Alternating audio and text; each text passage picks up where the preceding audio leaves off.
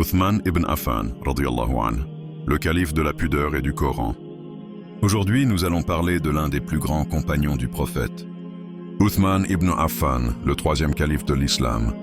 Un homme connu pour sa pudeur, sa générosité et son amour du Coran. Qui était Uthman ibn Affan? Né à la Mecque, issu de la tribu des Quraysh, riche commerçant, mais très humble. Un des premiers convertis par le biais d'Abou Bakr, le prophète l'aimait énormément. Dhu an-Nurayn, l'homme aux deux lumières. Uthman est le seul homme à avoir épousé deux filles du prophète.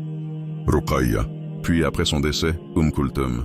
Et pour cela, le prophète l'a surnommé Dhu an-Nurayn, l'homme aux deux lumières.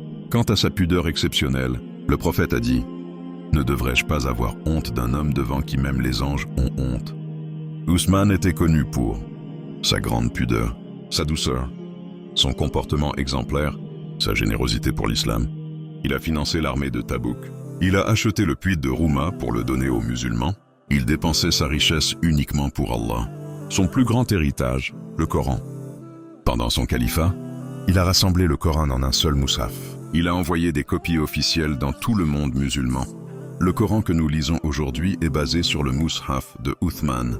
Il est devenu calife après Umar ibn al-Khattab. Son califat a duré 12 ans. Il a fait face à beaucoup de troubles et de fitna. Malgré cela, il a refusé de faire couler le sang des musulmans. Il est resté patient et ferme dans la foi. Uthman, radiyallahu anhu, a été assassiné injustement. Ils ont mis le feu à sa maison, sont entrés par effraction et l'ont poignardé à mort.